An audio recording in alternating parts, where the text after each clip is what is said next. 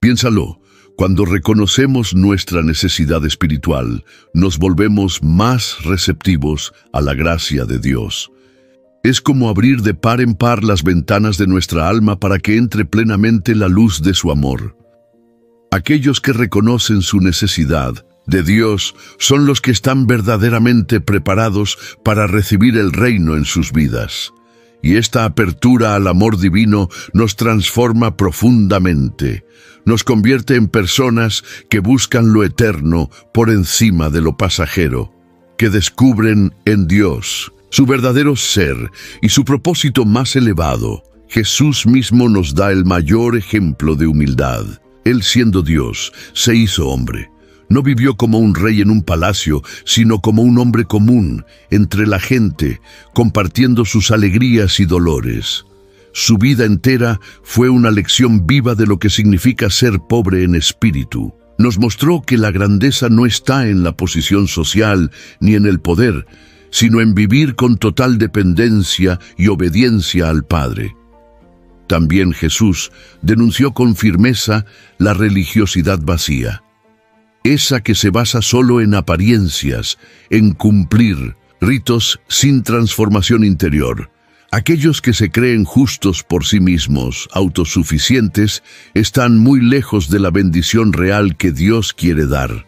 La verdadera bendición, nos recuerda Jesús, solo puede recibirse a través de la gracia. Y esa gracia llega a los que reconocen con humildad que la necesitan, porque aunque las apariencias puedan engañar, Dios ve más allá. Él mira el corazón y se acerca a quienes le abren su interior con verdad. Este tipo de humildad no es algo que se alcanza una sola vez. Es un proceso constante. Es un camino de crecimiento continuo, donde cada día volvemos a reconocer que dependemos de Dios, que necesitamos su guía, que somos moldeados por Él en cada paso. Es un llamado diario a vivir conforme a la imagen de Cristo. La humildad también transforma nuestras relaciones. Cuando somos conscientes de cuánto necesitamos nosotros de la gracia, también somos más comprensivos con los demás. Ya no juzgamos con dureza porque sabemos lo que es luchar. Esto genera comunidades donde el amor y la compasión fluyen con naturalidad. Este camino, porque en él es donde encontrarás la verdadera riqueza del reino de los cielos. 3. El luto y la consolación en la bienaventuranza. Hablar del luto y la consolación en el contexto de las bienaventuranzas es tocar una fibra muy profunda de la experiencia humana. Jesús dijo: «Bienaventurados los que lloran, porque ellos recibirán consolación». Y esta afirmación va mucho más allá del simple concepto de estar tristes por una pérdida. Jesús no habla solamente del duelo por la muerte de un ser querido, sino también del luto espiritual, el dolor por nuestros propios pecados, por la distancia entre nuestra vida y la voluntad de Dios. Es como si Jesús nos dijera que reconocer nuestra fragilidad, nuestras fallas, es el primer paso para que la gracia divina comience su obra en nosotros. El luto del que habla no es solo tristeza, es sensibilidad espiritual. Es tener el corazón abierto, dispuesto a ver lo que está roto y permitir que Dios lo restaure. Cuando lloramos por nuestras pérdidas, por nuestras faltas, por el sufrimiento que hay en el mundo, en realidad estamos abriendo un canal hacia Dios. Y ahí, en ese lugar de quebranto, es donde la compasión de Dios se hace más palpable. Él no nos deja solos. Él entra en nuestro dolor y nos ofrece un consuelo que ninguna otra cosa en este mundo puede dar. Es una paz que sobrepasa el entendimiento humano. Es un tipo de restauración profunda que solo el amor divino puede ofrecer. Jesús mismo vivió el luto. Lloró por Jerusalén al ver su ceguera espiritual. Lloró por la muerte de su amigo Lázaro, demostrando que Él comprende y acompaña nuestro dolor. No está distante, no es indiferente. Él conoce el peso del sufrimiento humano y lo comparte con nosotros. Esto no solo nos consuela, sino que también nos deja un ejemplo claro a seguir. Jesús mostró una empatía genuina hacia la condición humana. Eso nos enseña a no huir del dolor, sino a enfrentarlo con esperanza, sabiendo que la consolación divina vendrá. Cuando lamentamos nuestros pecados, cuando sentimos el peso real de nuestras fallas, estamos en el camino hacia la redención. Ese tipo de luto transforma el corazón porque nos lleva directamente a la cruz, al lugar donde se encuentra el perdón y la restauración. Piénsalo, cuando reconocemos nuestra necesidad espiritual, nos volvemos más receptivos a la gracia de Dios. Es como abrir de par en par las ventanas de nuestra alma para que entre plenamente la luz de su amor. Aquellos que reconocen su necesidad de Dios son los que están verdaderamente preparados para recibir el reino en sus vidas. Y esta apertura al amor divino nos transforma profundamente. Nos convierte en personas que buscan lo eterno por encima de lo pasajero, que descubren en Dios su verdadero ser y su propósito más elevado. Jesús mismo nos da el mayor ejemplo de humildad. Él, siendo Dios, se hizo hombre. No vivió como un rey en un palacio, sino como un hombre común, entre la gente, compartiendo sus alegrías y dolores. Su vida entera fue una lección viva de lo que significa ser pobre en espíritu. Nos mostró que la grandeza no está en la posición social ni en el poder, sino en vivir con total dependencia y obediencia al Padre. También Jesús denunció con firmeza la religiosidad vacía. Esa que se basa solo en apariencias, en cumplir ritos sin transformación interior. Aquellos que se creen justos por sí mismos, autosuficientes, están muy lejos de la bendición real que Dios quiere dar. La verdadera bendición, nos recuerda Jesús, solo puede recibirse a través de la gracia. Y esa gracia llega a los que reconocen con humildad que la necesitan, porque aunque las apariencias puedan engañar, Dios ve más allá. Él mira el corazón y se acerca a quienes le abren su interior con verdad. Este tipo de humildad no es algo que se alcanza una sola vez. Es un proceso constante. Es un camino de crecimiento continuo, donde cada día volvemos a reconocer que dependemos de Dios, que necesitamos su guía, que somos moldeados por Él en cada paso. Es un llamado diario a vivir conforme a la imagen de Cristo. La humildad también transforma nuestras relaciones. Cuando somos conscientes de cuánto necesitamos nosotros de la gracia, también somos más comprensivos con los demás. Ya no juzgamos con dureza porque sabemos lo que es luchar. Esto genera comunidades donde el amor y la compasión fluyen con naturalidad, donde apoyarse mutuamente se vuelve lo normal. Ser pobre en espíritu es mucho más que una bienaventuranza. Es una manera de vivir, un camino que nos lleva hacia la bendición verdadera, hacia la transformación interior. Es una invitación a dejar atrás la soberbia, a soltar la ilusión de que podemos todo y a abrir el alma para que Dios haga lo que nosotros no podemos. ¿Estás dispuesto a recorrer este camino? Porque en él es donde encontrarás la verdadera riqueza del reino de los cielos. 3. El luto y la consolación en la bienaventuranza. Hablar del luto y la consolación en el contexto de las bienaventuranzas es tocar una fibra muy profunda de la experiencia humana. Jesús dijo: «Bienaventurados los que lloran, porque ellos recibirán consolación». Y esta afirmación va mucho más allá del simple concepto de estar tristes por una pérdida. Jesús no habla solamente del duelo por la muerte de un ser querido, sino también del luto espiritual. El dolor por nuestros propios pecados, por la distancia entre nuestra vida y la voluntad de Dios. Es como si Jesús nos dijera que reconocer nuestra fragilidad, nuestras fallas, es el primer paso para que la gracia divina comience su obra en nosotros. El luto del que habla no es solo tristeza, es sensibilidad espiritual. Es tener el corazón abierto, dispuesto a ver lo que está roto y permitir que Dios lo restaure.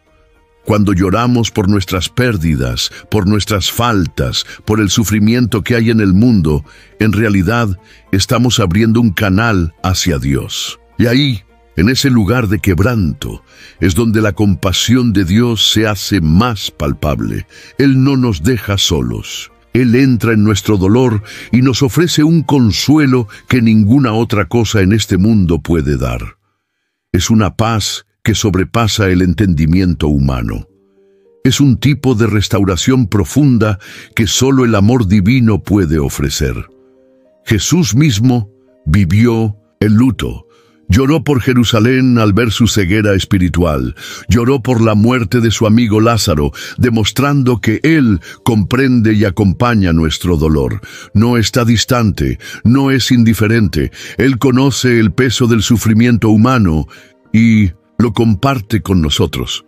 Esto no solo nos consuela, sino que también nos deja un ejemplo claro a seguir. Jesús mostró una empatía genuina hacia la condición humana. Eso nos enseña a no huir del dolor, sino a enfrentarlo con esperanza, sabiendo que la consolación divina vendrá. Cuando lamentamos nuestros pecados, cuando sentimos el peso real de nuestras fallas, estamos en el camino hacia la redención. Ese tipo de luto transforma el corazón, porque nos lleva directamente a la cruz, al lugar donde se encuentra el perdón y la restauración. Cada lágrima que derramamos con arrepentimiento sincero se convierte en una oración viva, y Dios responde a esas oraciones con su gracia y misericordia, cambiando nuestro interior, dándonos una perspectiva nueva sobre la vida.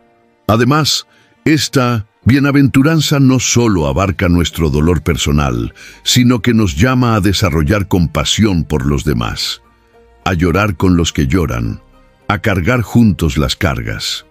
Cuando vemos injusticia, sufrimiento y dolor en el mundo, nuestro corazón debería conmoverse. Ese luto por el estado del mundo se convierte en una oración, en un clamor por justicia, por el reino de Dios manifestado aquí y ahora. Ese dolor compartido nos impulsa a actuar, a ser instrumentos de consuelo y de cambio en nuestras comunidades. En la comunidad de creyentes podemos ver esa consolación hecha realidad.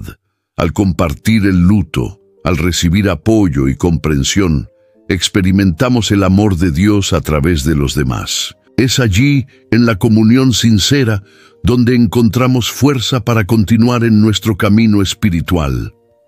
Y recuerda esto. No estamos llamados a cargar solos, estamos invitados a compartir, a permitir que la gracia de Dios fluya a través de la comunidad, para sanar, para restaurar.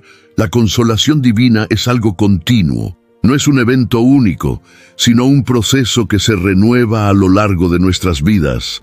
Cada vez que enfrentamos una nueva pérdida, una nueva prueba, Dios está allí, listo para sostenernos. Su promesa nos da la fuerza para seguir caminando, para vivir en libertad y esperanza, sabiendo que aunque el luto es parte de nuestra experiencia humana, no es el final. En Cristo siempre hay esperanza, siempre hay consuelo, siempre hay una nueva oportunidad para comenzar de nuevo. Así que mientras atravesamos las aguas agitadas del luto, no olvides esto, no estás solo. Jesús camina contigo. Él comprende tu dolor, ofrece su consuelo y transforma tus lágrimas en testimonio vivo de su amor. Que esta promesa te fortalezca día a día, que te recuerde que Dios está contigo, en cada herida y en cada paso hacia tu sanación. 4. Mansedumbre y herencia de la tierra en la bienaventuranza. Imagina un mundo como el nuestro, donde parece que gana el más fuerte, donde la ambición y la prisa lo dictan todo.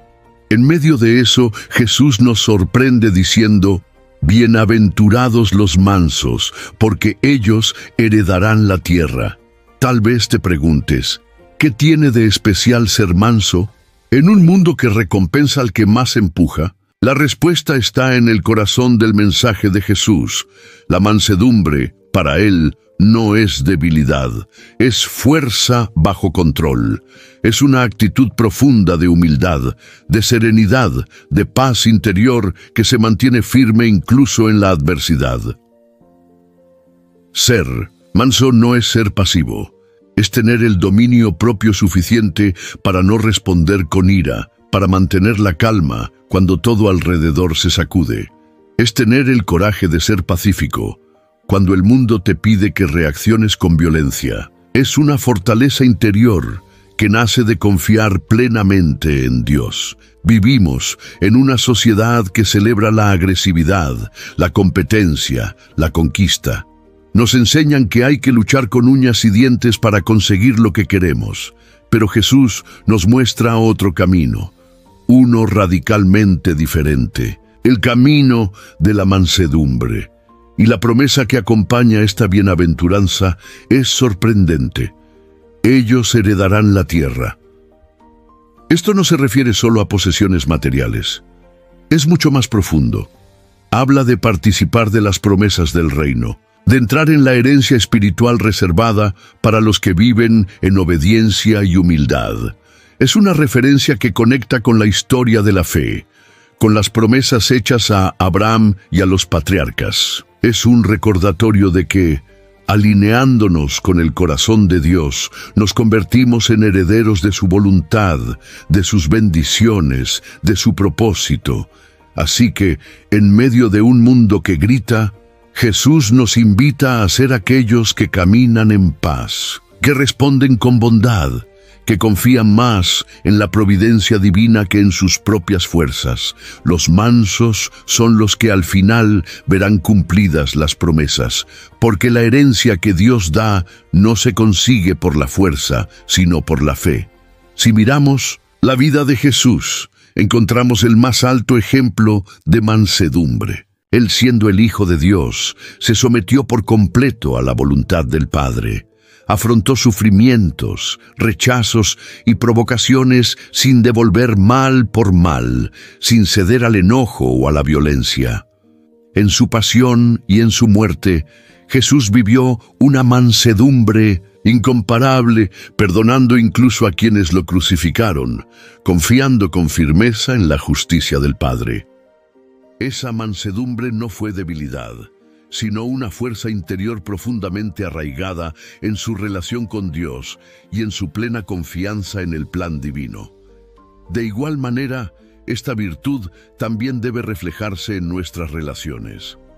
Ser manso es reconocer nuestra dependencia de Dios y buscar la paz en nuestras palabras, en nuestras decisiones, en cada encuentro. Nos vuelve más pacientes, más compasivos, más capaces de escuchar sin juzgar, de responder sin herir. La mansedumbre transforma nuestras comunidades, nuestras familias, nuestros espacios compartidos. En un mundo que muchas veces premia el grito y la prepotencia, el manso se convierte en testimonio del reino, en constructor de puentes y sembrador de armonía.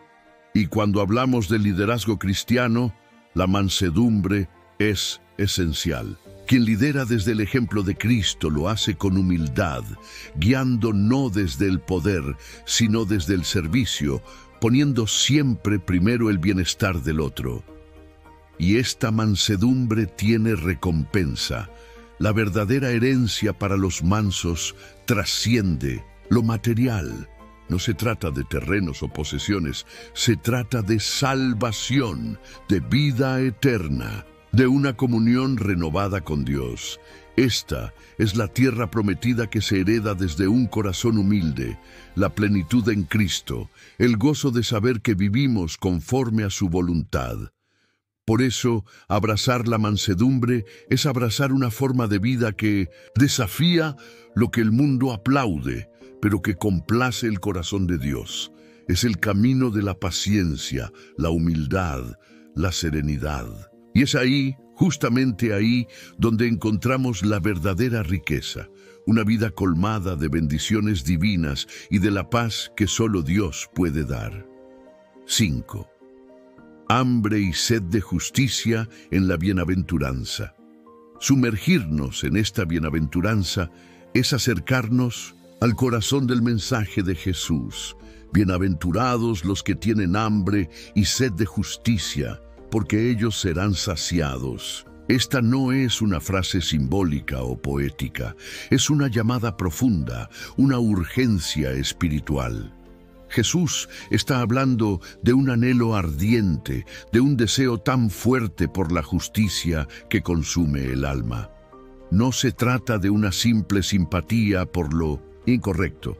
Es hambre, es sed, y no se refiere a una justicia superficial ni meramente legal. No se trata solo de cumplir normas o leyes. Jesús nos invita a buscar una justicia que nace del corazón de Dios. Una justicia que se refleja en la equidad, en la compasión, en la verdad. Una justicia que no solo juzga, sino que también restaura. En un mundo que muchas veces prefiere lo cómodo a lo correcto, Jesús nos llama a no conformarnos, a no aceptar lo que simplemente es legal, sino a esforzarnos por lo que realmente es justo. Esta búsqueda transforma nuestras decisiones, nuestra forma de ver el mundo, nuestro trato con los demás. Porque vivir con hambre y sed de justicia significa alinearse con los valores del reino, comprometerse con un orden donde el amor sea la medida y la verdad el camino. Y este deseo profundo nos conecta con la misión de Dios. Anhelar justicia es anhelar su reino aquí, ahora. Es desear que su voluntad se haga no solo en el cielo, sino también en la tierra. Pero es una tarea desafiante, exige coraje, perseverancia, fe, nos pone cara a cara con nuestras propias limitaciones y aún así nos empuja a superarlas con la fuerza que solo Dios da.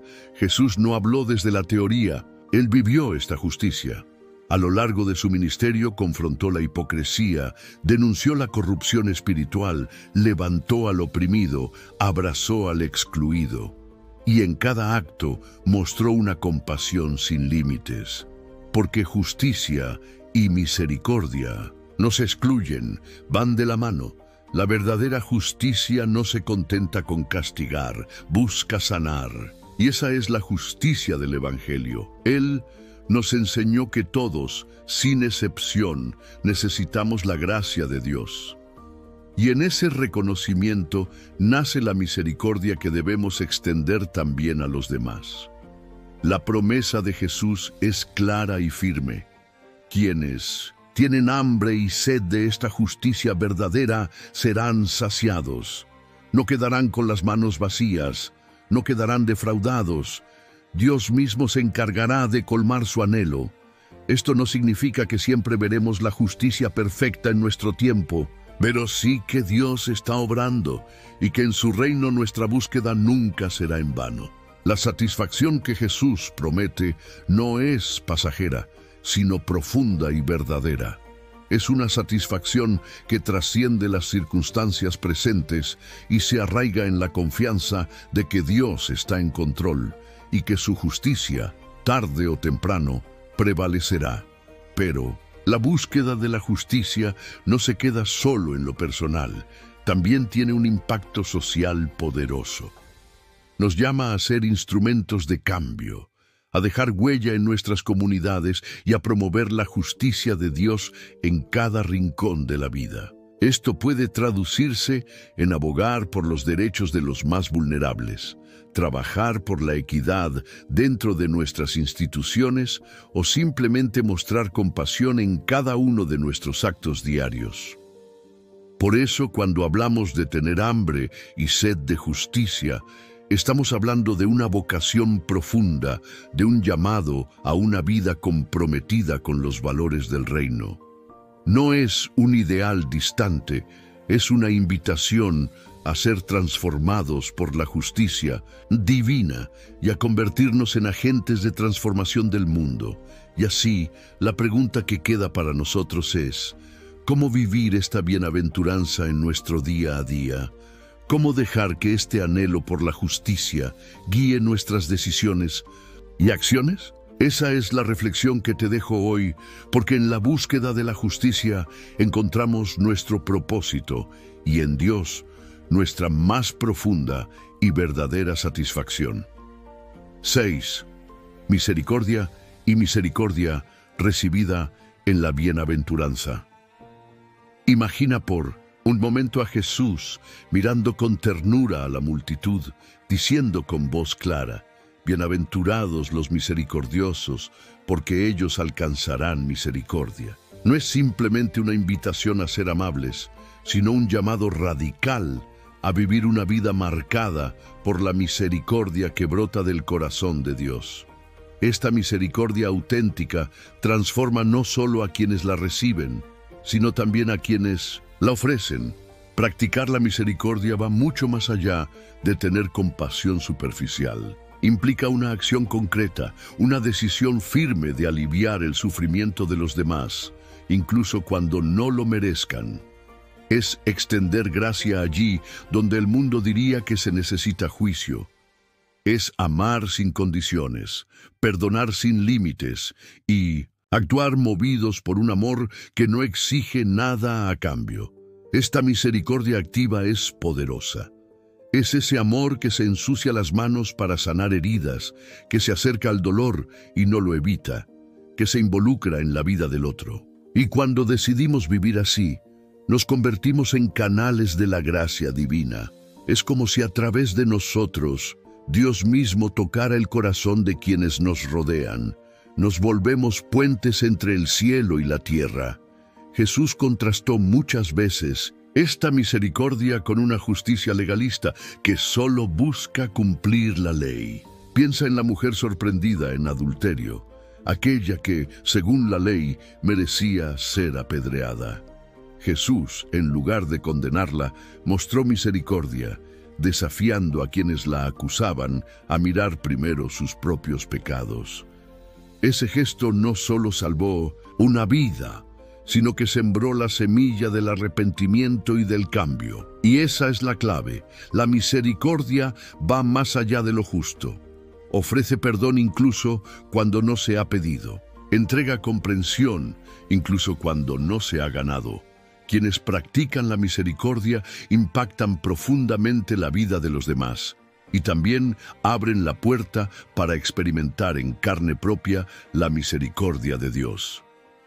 Es el principio que Jesús mismo enseñó en el Padre Nuestro. Perdona nuestras ofensas, así como nosotros perdonamos a los que nos ofenden. Dar misericordia es recibir misericordia. Es plantar una semilla que da fruto en ambas direcciones. La medida que usamos para amar, perdonar, comprender, será la medida con la que seremos tratados. Vivir en misericordia implica más que actos aislados. Requiere una transformación interior. No basta con hacer lo correcto. Se trata de tener un corazón transformado por el amor de Dios. Un corazón que se parece al suyo. Un corazón que elige perdonar 70 veces 7, que busca siempre la paz, que no se cansa de extender la mano, incluso cuando ha sido herido. Y eso hay que reconocerlo, no es natural, no lo logramos solos. Es el fruto de una vida rendida a Dios, que permite que su gracia moldee cada pensamiento, cada palabra, cada acción. En un mundo donde la venganza y el orgullo siguen marcando relaciones, la bienaventuranza de la misericordia nos desafía a ser distintos, a romper con el ciclo del resentimiento, a construir la cultura del perdón y la reconciliación, porque en cada gesto de misericordia no solo reflejamos a Dios, también lo acercamos a los demás. Hacemos presente su reino, aquí y ahora.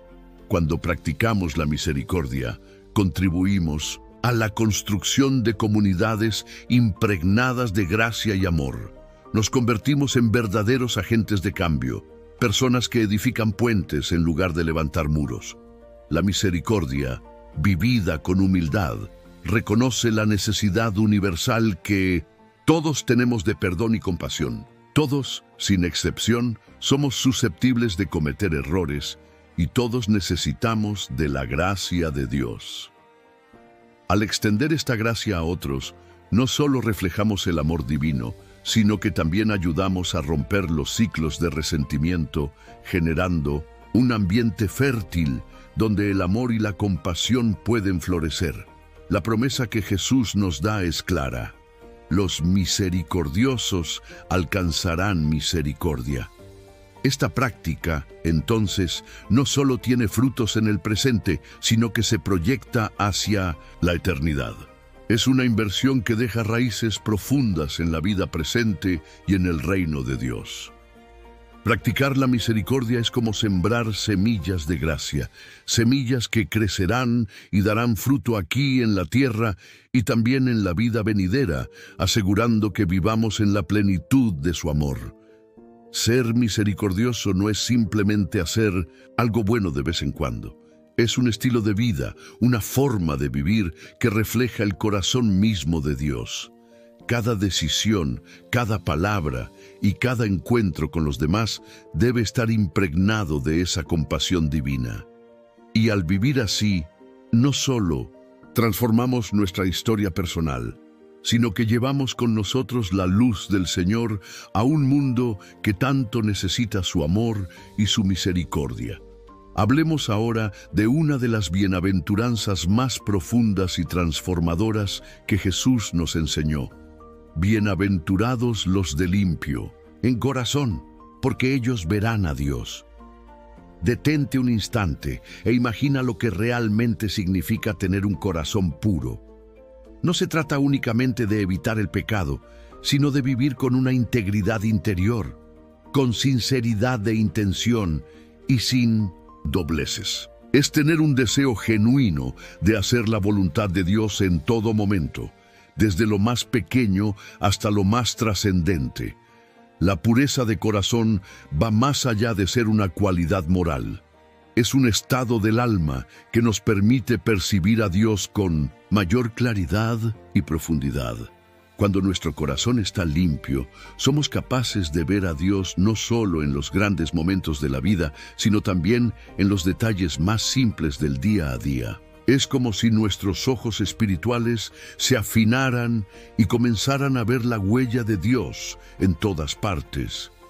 Pero esta pureza no es algo que logremos por nuestras propias fuerzas. Es el fruto de una transformación constante, de una lucha diaria por mantenernos libres de lo que contamina el alma. Es un esfuerzo por alinear nuestros pensamientos, deseos e intenciones con la voluntad divina, apartándonos de aquello que oscurece nuestro interior y cultivando un corazón dispuesto a amar y servir. Ver a Dios es una de las promesas más hermosas que encontramos en toda la Escritura, y no se limita a una visión futura en el cielo. Ver a Dios significa reconocer su presencia activa en nuestra vida ahora, sentirlo, escucharlo y vivir bajo su guía constante. Es vivir en comunión con Él, más allá de rituales y normas externas. Es abrir los ojos del alma cada mañana y saber sin dudar que Dios está contigo, caminando a tu lado, guiando tus pasos, consolando tu corazón. Este camino de purificación y santidad requiere valentía, perseverancia y apertura.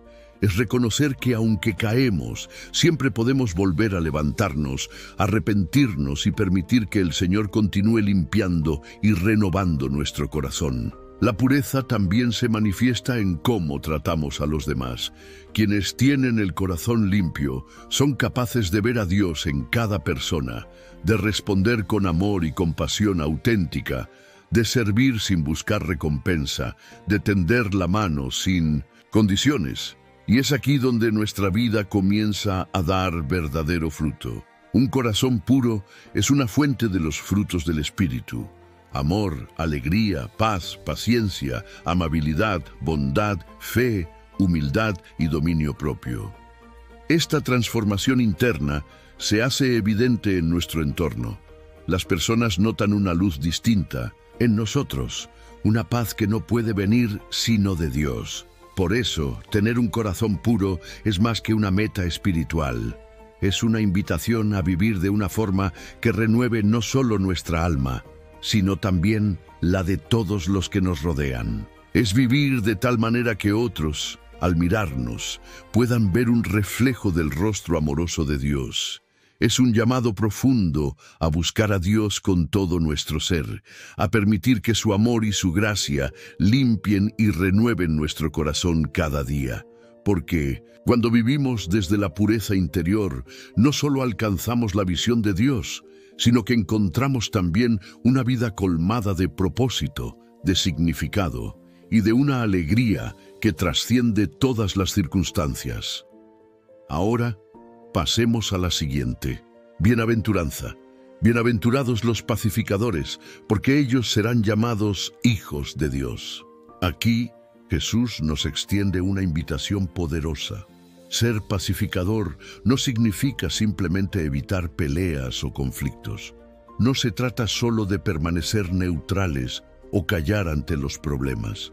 Ser un pacificador es una tarea activa y profunda. Es promover la paz con intención, ser instrumentos de reconciliación en nuestras relaciones, nuestras comunidades y nuestro mundo.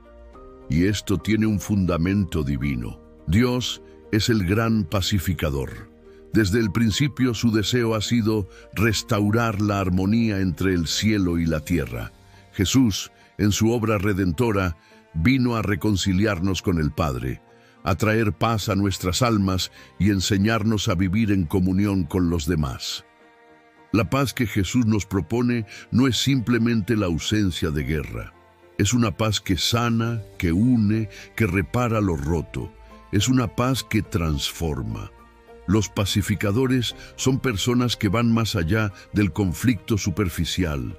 Son aquellos que buscan restaurar lo que ha sido quebrado, que tienden puentes donde otros levantan muros, que siembran amor donde ha habido división. Cada vez que optamos por perdonar en lugar de guardar rencor, cada vez que elegimos comprender en lugar de juzgar, estamos reflejando el corazón de Dios. Y eso nos hace verdaderamente sus hijos. Ser pacificador también significa rechazar el camino fácil de la violencia o la hostilidad. En un mundo donde el ruido, la ira y la división parecen dominar, los pacificadores eligen otra vía. Una vía de sabiduría, de serenidad, de unidad. Es una elección difícil, pero profundamente necesaria. Ser pacificador es buscar la raíz del problema y trabajar desde ahí para restaurar lo que se ha perdido. En ese compromiso está también la lucha por la justicia, la defensa de los marginados, la voz que consuela, que edifica, que redime. Los pacificadores actúan como reflejos vivos del reino de Dios aquí en la tierra, donde la justicia y la paz van de la mano. Ellos son líderes silenciosos pero firmes, personas que no alimentan el fuego del conflicto, sino que lo apagan con el agua de la compasión, que en lugar de multiplicar el enojo, siembran comprensión. Son quienes, en medio del caos, logran ver más allá de lo inmediato y ofrecen soluciones duraderas. Y esto no es solo una tarea social o emocional, sino también espiritual. Un entorno de paz favorece el crecimiento de la fe, el florecimiento de la vida, la manifestación palpable de la presencia de Dios.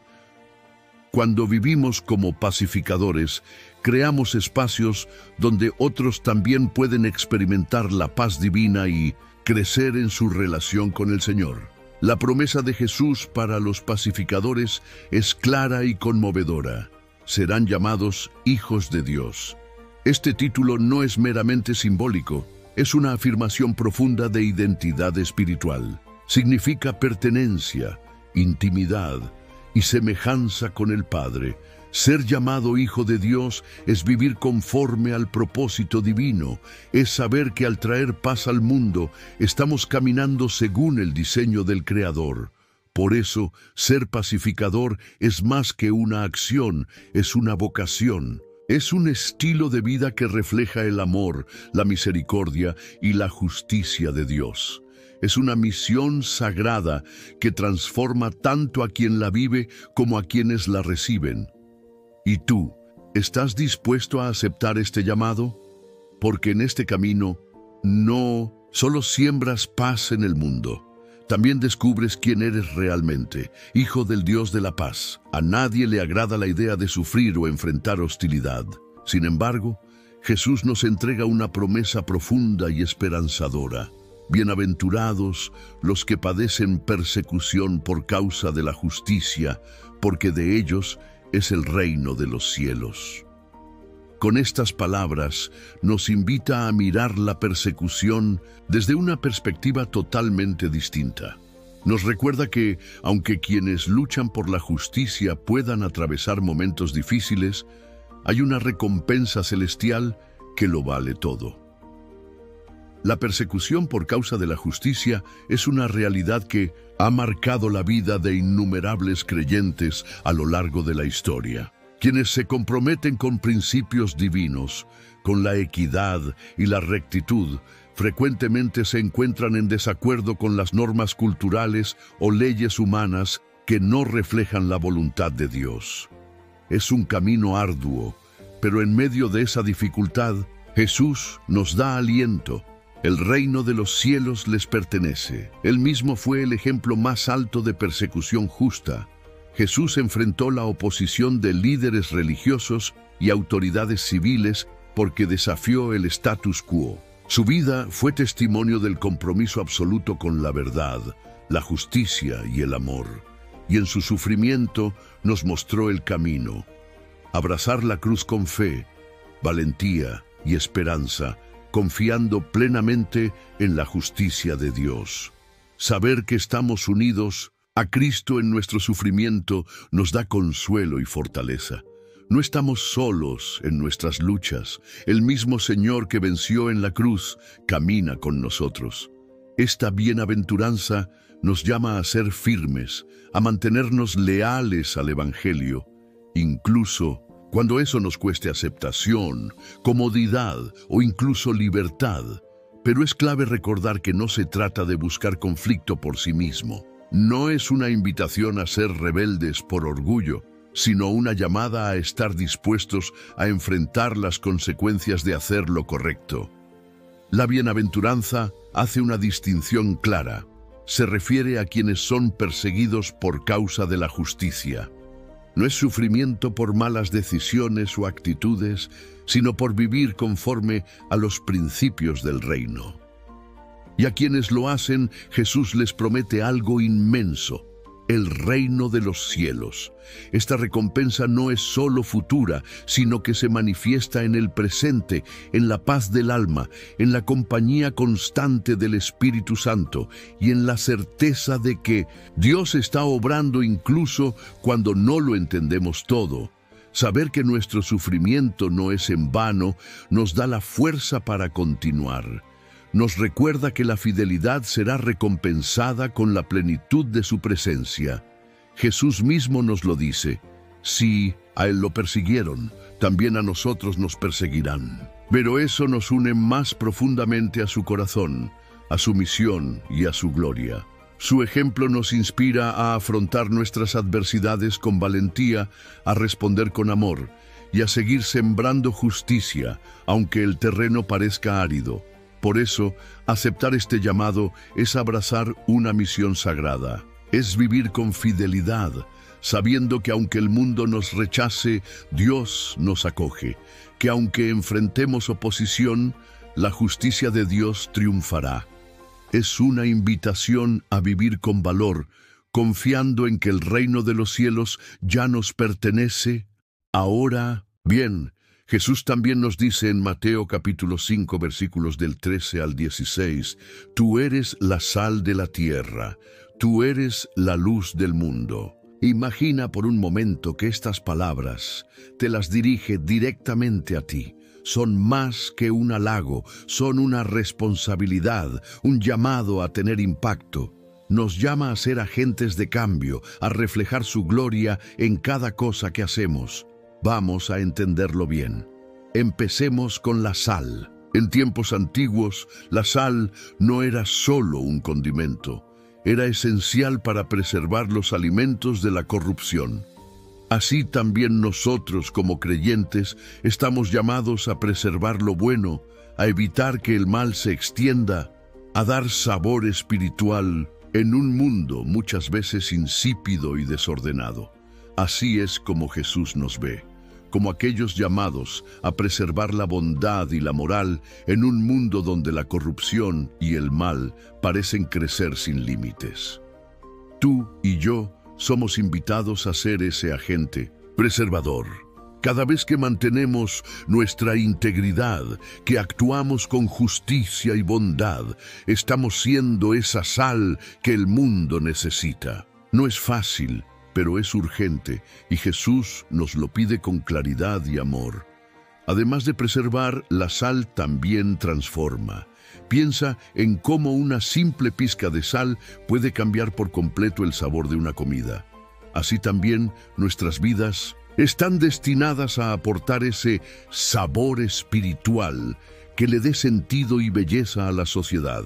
Vivir con propósito, con el amor de Dios, impregnando cada acto, cada palabra, hace que quienes nos rodean vean algo distinto, algo que los atrae naturalmente hacia el Señor.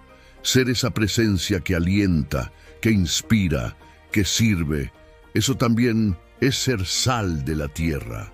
Ahora pensemos en la luz. La luz tiene el poder de disipar la oscuridad, de revelar lo que estaba oculto. Cuando Jesús dice que somos la luz del mundo, nos está llamando a mostrar el camino, a ser guías hacia la verdad, hacia la vida que solo Él puede dar. Vivimos en una época marcada por tinieblas espirituales y morales, y como creyentes, nuestra misión es reflejar esa luz divina con autenticidad, no con perfección, sino con transparencia. Y es que la luz, por sí sola, hace un contraste poderoso. Donde hay injusticia, tú estás llamado a responder con compasión.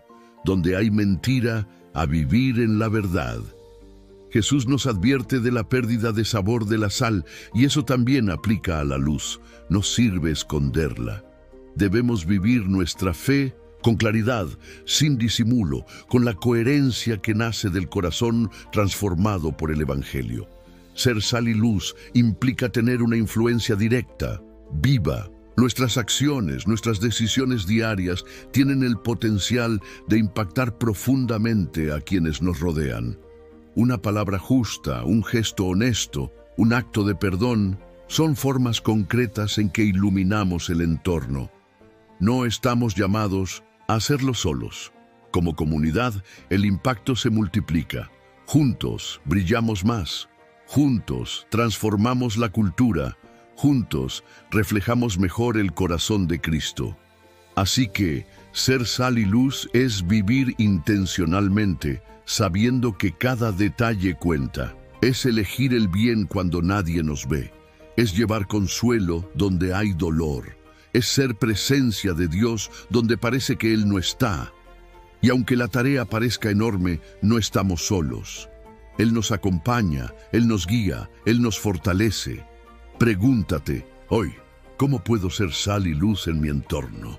¿Qué decisión, por pequeña que parezca, puede llevar un destello de cielo al corazón de alguien? Porque cuando vivimos como sal y luz, no solo cumplimos nuestro propósito, traemos un poco del cielo a la tierra. Else, cumplimiento de la ley. Mateo 5:17. Jesús dijo algo que cambió para siempre la comprensión de la ley. No penséis que he venido a abolir la ley o los profetas. No he venido para abolir, sino para dar cumplimiento. Estas palabras no son una contradicción del pasado, sino su plenitud. Jesús no desecha lo que se dijo antes. Al contrario, lo exalta y lo lleva a su máxima expresión. La ley de Moisés no fue simplemente una lista de reglas, sino una guía viva para relacionarse con Dios y con los demás en justicia, amor y reverencia. Jesús no vino a eliminar esa guía, sino a encarnarla, a mostrar que todo aquello tenía sentido y propósito en él. Cumplir la ley no es solo obedecer al pie de la letra, es comprender su espíritu, abrazar su propósito. Jesús nos enseña que más importante que la letra es el corazón. No se trata solo de no matar, sino de no odiar. No es solo no cometer adulterio, sino vivir con pureza. No es solo no jurar en falso, sino ser íntegro. Es una transformación desde dentro hacia afuera. Y esto no significa romper con el Antiguo Testamento, sino ver cómo en Cristo todo cobra unidad. Él es la clave de lectura, la culminación de las promesas, el cumplimiento perfecto de lo anunciado y por los profetas. Toda la historia sagrada converge en Jesús, y Él nos muestra que vivir la ley es vivir en el amor de Dios. La armonía entre la enseñanza de Jesús y la revelación anterior nos permite comprender la Biblia como un todo integrado y coherente. Cada parte, cada palabra tiene su propósito, y todas juntas nos ayudan a descubrir quién es Dios y cómo desea que vivamos. Jesús, con su vida, fue el modelo perfecto de cumplimiento de la ley. No solo obedeció cada uno de los mandamientos divinos, sino que lo hizo de manera plena, desde lo más profundo de su ser, alineando su corazón con la voluntad del Padre. Su vida fue una expresión continua de amor auténtico hacia Dios y hacia la humanidad. Con su muerte y resurrección, Jesús no eliminó la ley, sino que la llevó a su máxima plenitud. A través de Él se cumplió todo lo que la ley exigía y nos abrió el camino hacia la justificación y la reconciliación con Dios. Esto no quiere decir que la ley haya perdido su valor. Al contrario, ahora, gracias a Cristo, podemos verla con nuevos ojos, con una perspectiva de amor y gracia. La ley sigue mostrándonos nuestra necesidad de un Salvador, y Jesús es ese Salvador que cumplió a la perfección todas las exigencias de la justicia divina. Jesús también nos enseña que el cumplimiento de la ley no se limita a acciones externas. Debe estar motivado por un amor verdadero, tanto a Dios como al prójimo. Nos invita a vivir cada mandamiento no como una obligación, sino como una respuesta de amor. Desafiando las interpretaciones estrictamente legalistas de su época, Jesús nos lleva a entender el espíritu de la ley. Un espíritu que tiene como base el amor, la misericordia y la justicia. Uno de los gestos más significativos de Jesús fue desplazar el énfasis del simple sacrificio hacia la misericordia. Destacó que amar a los enemigos y actuar con compasión eran señales de verdadera fidelidad a Dios. Nos desafía a vivir con un corazón que refleja el suyo en cada palabra, en cada decisión, en cada acción. Solo así podremos cumplir auténticamente la ley divina. Luego, Jesús nos confronta con una enseñanza muy directa sobre el enojo. Nos recuerda que no se trata solo de evitar matar, sino de mirar lo que llevamos dentro. Habéis oído que, se dijo, no matarás, pero yo os digo que quien se enoje con su hermano será culpable de juicio. Con esto nos muestra que nuestros pensamientos y emociones pueden ser tan dañinos como nuestras acciones.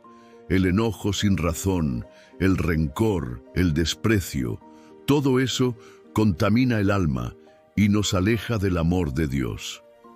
La reconciliación es tan importante que Jesús nos dice que si vamos a ofrecer algo a Dios y recordamos que hay una deuda pendiente con un hermano, dejemos la ofrenda y primero busquemos la paz. La armonía con los demás es indispensable para la verdadera comunión con Dios. No se trata solo de gestos externos, sino de relaciones restauradas, de corazones en paz. Además, Jesús nos enseña a no apresurarnos en juzgar. Antes de señalar los errores ajenos, debemos revisar nuestras propias fallas. ¿Cómo ayudar a otros si no vemos la viga en nuestro propio ojo? Este llamado a la autocrítica es una invitación a la humildad. Cuando reconocemos nuestras debilidades, también nos volvemos más pacientes y compasivos con los demás. Jesús proclama como bienaventurados a los pacificadores. No basta con evitar los conflictos. Hay que trabajar activamente por la paz, buscar soluciones, tender puentes, reconstruir lo roto. Ser un pacificador implica compromiso, amor y una dedicación constante a la unidad y la armonía. El perdón es otro de los pilares que Jesús nos pide vivir. No una vez, sino siempre, 70 veces 7. Este perdón que se nos exige nace del perdón que hemos recibido. Es una gracia que se comparte, un acto que libera. Vivir en el perdón es vivir en la libertad del amor de Dios. Jesús también señala que debemos resolver nuestros conflictos rápidamente antes de que crezcan. Reconciliarnos cuanto antes evita heridas profundas. No podemos dejar que el tiempo endurezca el corazón. Abordar los problemas de forma pronta trae paz, sana relaciones y permite que Dios obre sin obstáculos en nuestras vidas. Finalmente, Jesús nos recuerda que el control de nuestros pensamientos es fundamental. Todo lo que hacemos nace primero en la mente. Por eso, cuidar lo que pensamos es cuidar lo que seremos. Y si cultivamos pensamientos de paz, de misericordia y de justicia, nuestro corazón se parecerá cada vez más al suyo. Jesús nos enseña que no solo las acciones externas son importantes, sino también los pensamientos y las intenciones que albergamos en lo más profundo del corazón. Señala con firmeza que los pensamientos negativos, como el enojo injustificado, son igualmente dañinos. No podemos simplemente ignorar lo que pensamos, creyendo que no tendrá consecuencias. Necesitamos enfrentar esos pensamientos y abrir el alma para que Dios los transforme. Este trabajo interno tiene un impacto profundo en nuestra manera de vivir y en la forma en que nos relacionamos con los demás. Una de las enseñanzas más desafiantes del Sermón del Monte es amar a nuestros enemigos y orar por quienes nos han hecho daño. Jesús nos invita a romper los ciclos de violencia y odio con el amor incondicional que solo proviene de Dios. Esta actitud no es fácil, pero es la que refleja verdaderamente el carácter del reino. En lugar de responder con ira o venganza, somos llamados a actuar con gracia, siguiendo el ejemplo de Cristo. Jesús también advierte sobre el poder destructivo de las palabras. Expresar desprecio o usar insultos hacia los demás no solo hiere, sino que revela lo que hay dentro de nuestro corazón. Nos llama a tratar a todos con dignidad, sin importar nuestras diferencias. Las palabras tienen poder.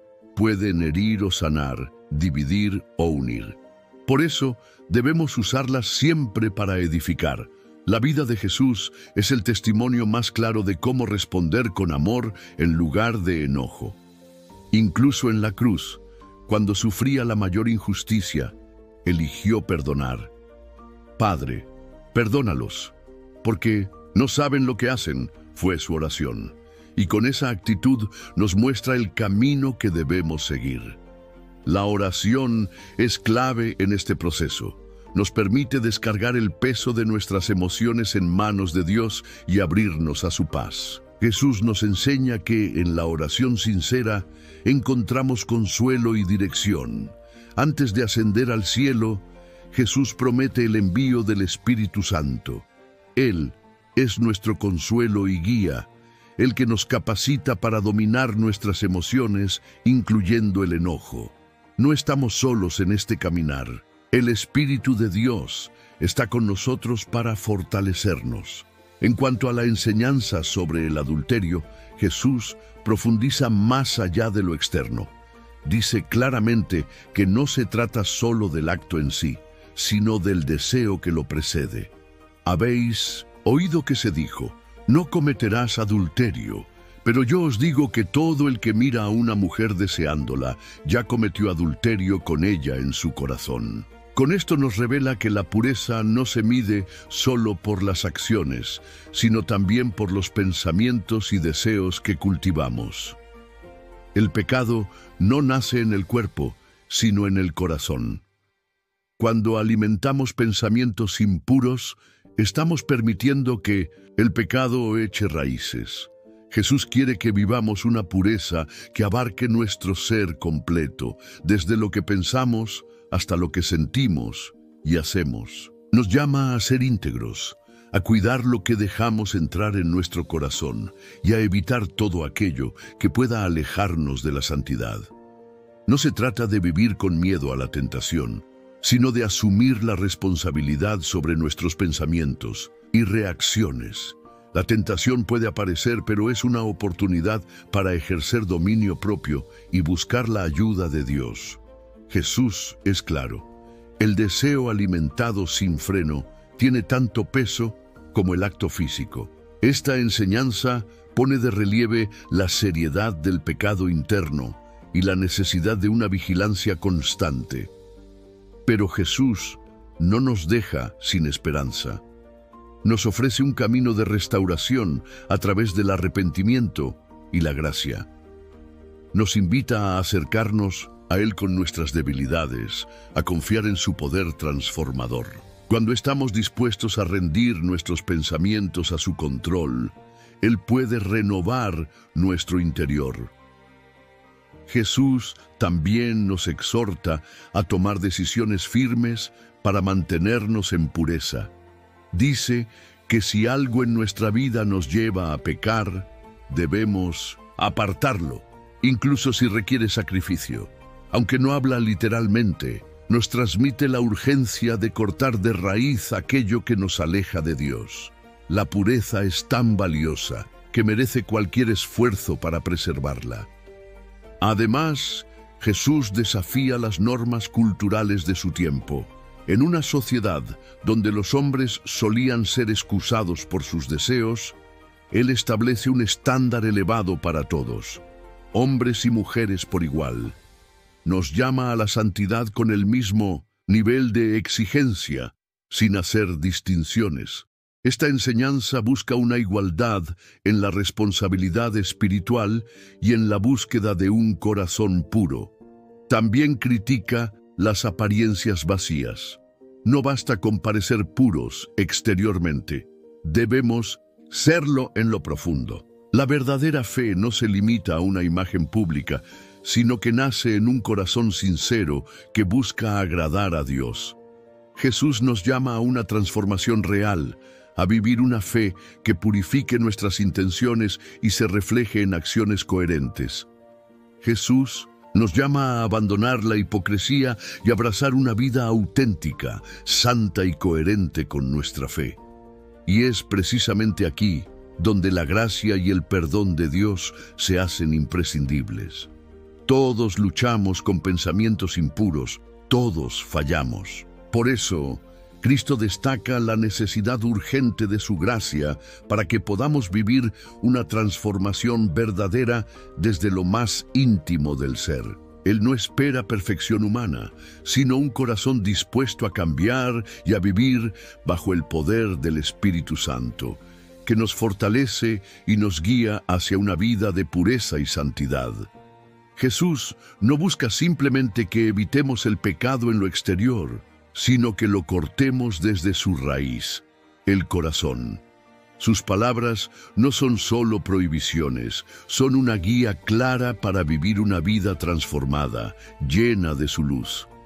Nos demuestra que vivir con pureza no es un ideal inalcanzable, sino un llamado real, posible gracias a su obra redentora. Así, nos invita a vivir reflejando su santidad, no solo en nuestras acciones, sino también en los pensamientos y emociones que albergamos. Entonces, ¿Cómo podemos aplicar esta enseñanza en nuestro día a día?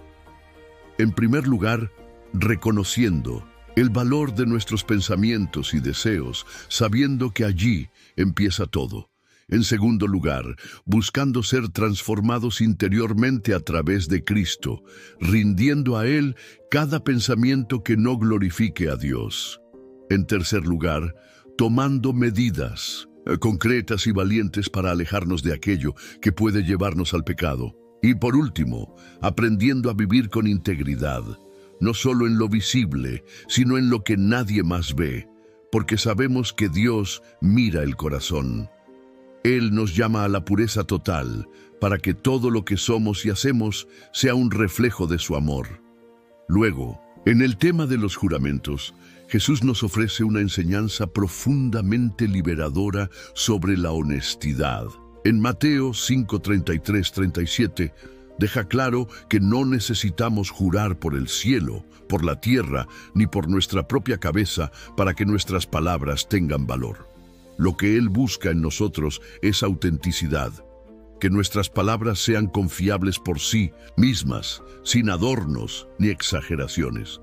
Cuando vivimos con integridad, nuestras afirmaciones deberían bastar. Un sí debe ser un sí y un no, un no. En los tiempos de Jesús, era común reforzar las palabras con juramentos para darles credibilidad. Sin embargo, Él va más allá y nos invita a una vida de verdad tan firme que no necesite apoyarse en promesas llamativas. De hecho, Jesús advierte contra los juramentos que se utilizan para manipular o aparentar una santidad que no es real. La verdadera santidad se ve en la transparencia, en vivir de forma coherente entre lo que decimos y lo que hacemos. Imagina cómo sería un mundo donde cada persona dijera la verdad, sin necesidad de juramentos ni compromisos vacíos. Las relaciones serían más sanas, basadas en la confianza y la transparencia. Jesús sueña con una humanidad así, donde la palabra dada tenga peso por la integridad de quien la pronuncia. No se trata solo de evitar la mentira, sino de cultivar un corazón sincero, capaz de vivir en verdad, incluso cuando es difícil. Además, Jesús nos recuerda algo esencial. No tenemos control absoluto sobre el futuro. No podemos garantizar nuestras palabras con lo que no nos pertenece, como el cielo o la tierra. Por eso, Él nos llama a la humildad, a depender de Dios y a dejar que sea nuestra sinceridad la que hable por nosotros. En un mundo donde las palabras suelen ser utilizadas como armas o disfraces, el mensaje de Jesús brilla como un faro. Sé una persona en la que se pueda confiar, sin necesidad de pruebas o promesas grandilocuentes. Cada palabra que pronunciamos, cada promesa que hacemos, es una oportunidad para mostrar que pertenecemos al reino de Dios. Cuando nuestras palabras son claras, nuestras intenciones puras y nuestras acciones coherentes, no solo fortalecemos nuestras relaciones personales, sino que damos testimonio de una fe genuina. Mostramos al mundo lo que significa vivir bajo el señorío de Cristo. Esta enseñanza también nos mueve a valorar el poder de la verdad. En el reino de Dios, la honestidad no es una opción, es un valor central. Jesús quiere que seamos personas que reflejen su luz también en nuestra manera de hablar. Y eso implica comprometernos con la verdad, sin dobleces ni manipulaciones. La verdad es liberadora, transforma corazones, edifica relaciones y glorifica a Dios. Y cuando nuestras palabras están llenas de verdad, también lo están nuestras vidas. No necesitamos recurrir a juramentos innecesarios si vivimos una vida íntegra y honesta. Esta forma de vida no solo nos libera de la hipocresía, sino que contribuye activamente a la construcción de comunidades más fuertes, confiables y transparentes. Cuando actuamos con integridad, generamos una reputación de veracidad que refuerza nuestras relaciones y fomenta un entorno de confianza mutua. Jesús nos recuerda que las palabras sinceras son fundamentales para la calidad de nuestras relaciones. En un mundo donde la mentira y la apariencia superficial suelen reinar, vivir con autenticidad es un testimonio poderoso. Cuando confiamos en la palabra del otro, nuestras interacciones se vuelven más profundas, más humanas, más verdaderas. Esta integridad no solo fortalece nuestras relaciones personales, sino que también edifica comunidades basadas en la autenticidad, donde el amor y la verdad pueden florecer.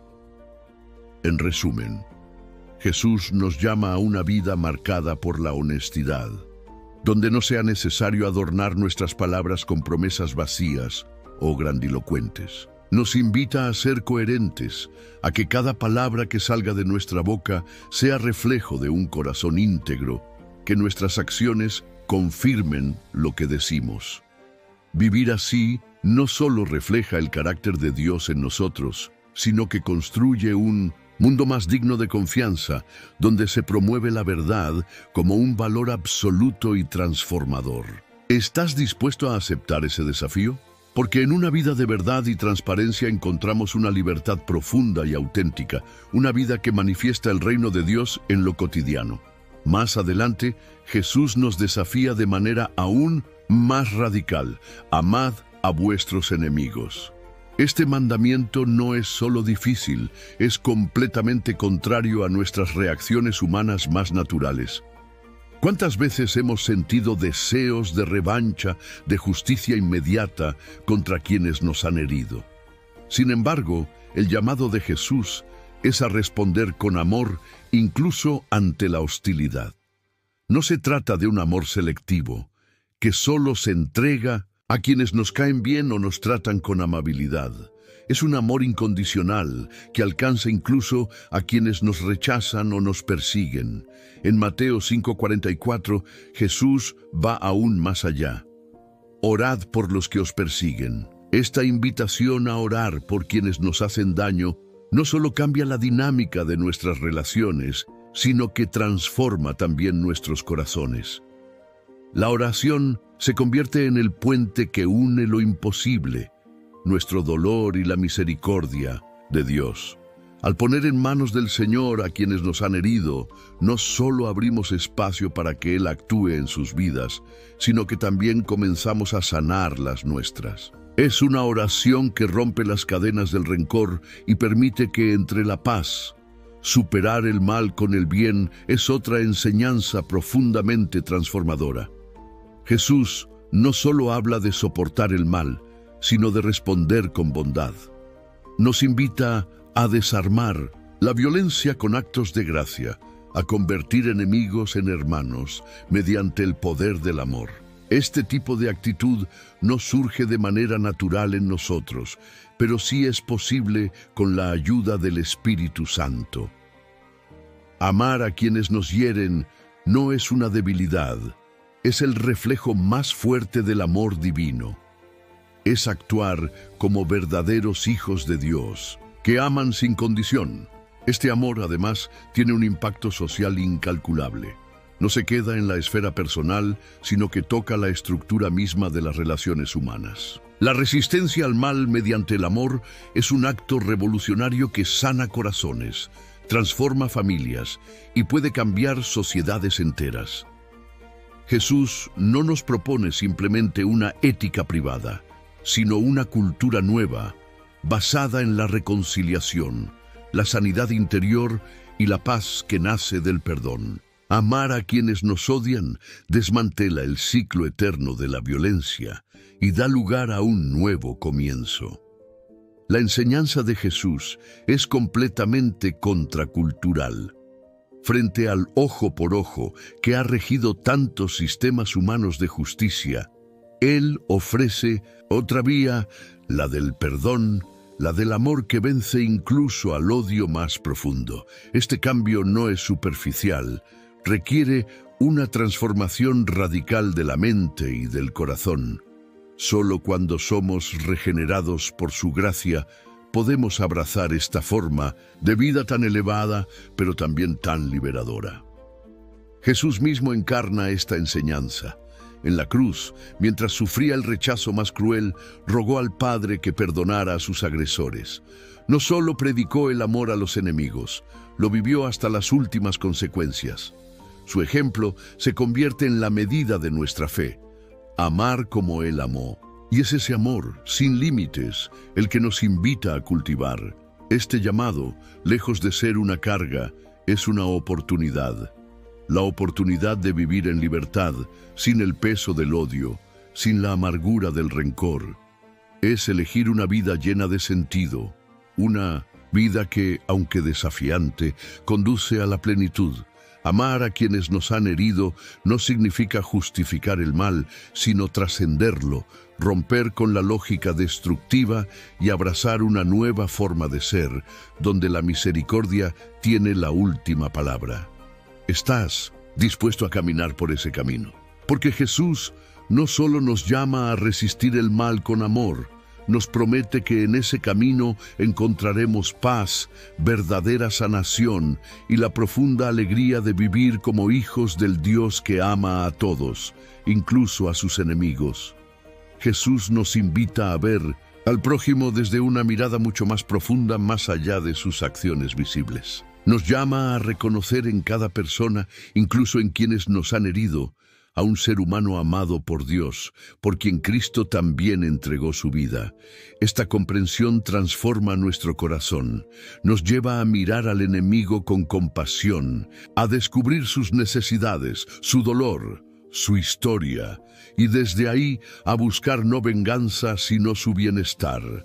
Amar a quien nos ha hecho daño no es una tarea fácil, pero sí profundamente liberadora. La resistencia al mal a través del amor nos sana. Cuando decidimos perdonar en lugar de guardar rencor, estamos sanando heridas que de otro modo se enquistarían en el alma. Elegir el amor frente al odio nos permite vivir en paz, no solo con los demás, sino también con nosotros mismos. Nos despojamos de la carga del resentimiento y abrimos espacio para la gracia. Ahora bien, esta capacidad de amar no nace de nosotros mismos. No podemos, por nuestras propias fuerzas, amar sinceramente a nuestros enemigos. Es la gracia de Dios la que nos transforma desde dentro y nos capacita para amar de forma sobrenatural. Esa misma gracia nos cambia la mirada. Y donde antes veíamos a un enemigo, empezamos a ver un alma necesitada del amor divino. Es la gracia la que nos da la fuerza para orar por ellos, perdonarlos, desear su bien y ser un instrumento de Dios en sus vidas. Entonces, ¿cómo aplicamos esta enseñanza? Piensa en alguien que te haya lastimado. En vez de alimentar el rencor, comienza orando por esa persona. Aunque al principio no lo sientas, tu oración será semilla de cambio. Pide a Dios que te dé la gracia para amar y el valor para perdonar, porque cada acto de amor, por pequeño que parezca, puede tener un impacto eterno. Puede transformar no solo tu vida, sino también la de quienes te rodean. Cuando elegimos amar a nuestros enemigos, reflejamos el corazón mismo de Dios, su amor, sin límites, su misericordia sin condiciones. Es ahí donde comenzamos a vivir según los valores del reino. El Sermón del Monte, con cada bienaventuranza y cada instrucción de Jesús, es un tesoro de sabiduría eterna. No son simples normas morales, son puertas abiertas a una vida verdaderamente transformada. Jesús no quiere que memoricemos reglas sin sentido, quiere cambiar nuestro interior, quiere que nuestra mente y nuestro corazón se alineen con el cielo. Nos llama a una conversión profunda, a una vida con propósito, enraizada en la integridad, la compasión y el amor. Reflexiona por un momento. ¿Cómo cambiaría tu vida diaria si vivieras con más humildad, con misericordia real, con pureza de intención? ¿Y si respondieras al odio con amor? Estos principios no solo te sanan por dentro, sino que te convierten en faro para otros. Cada vez que aplicas una enseñanza de Jesús, te conviertes en testigo vivo de su presencia. Tu luz alumbra, tu fe inspira, tu amor contagia, y así, sin darte cuenta, te conviertes en instrumento del reino aquí en la tierra. Si este mensaje tocó tu corazón, si algo dentro de ti ha despertado, te animo a seguir profundizando. No te quedes en la superficie. Busca, escudriña, ora. Comparte este video con alguien que necesite esperanza. En tu familia, entre tus amigos, alguien necesita escuchar esta palabra hoy. Y si aún no lo has hecho, suscríbete a nuestro canal para seguir recibiendo contenido que edifica y renueva tu espíritu. Comenta abajo tus pensamientos. Cuéntanos cómo estas enseñanzas están obrando en ti. Juntos formamos una comunidad de fe, un espacio donde podemos crecer, apoyarnos y seguir adelante en este hermoso camino espiritual. Si has llegado hasta aquí, déjame decirte algo. Eres una persona comprometida, una persona con hambre de Dios. Tu deseo de aprender, de crecer, de acercarte a Él, no pasa desapercibido. El hecho de que estés leyendo esto es una señal de que el Espíritu ya está obrando en tu vida. No lo ignores. Alimenta tu alma cada día. Sigue aprendiendo. Sigue creciendo. Porque el conocimiento espiritual no se agota. Es un viaje que nos transforma para siempre. Y si has sentido que Dios te habló hoy, escríbenos en los comentarios. Estoy más cerca de Dios. Eso no solo nos alegra, también nos ayuda a orar por ti y caminar juntos. Este canal existe para ti, para ayudarte a redescubrir enseñanzas olvidadas, para guiarte en la fe y para recordarte cada día que no estás solo. Gracias por estar aquí, por creer, por buscar. Que el Señor te bendiga y que cada palabra sembrada hoy dé fruto en tu corazón.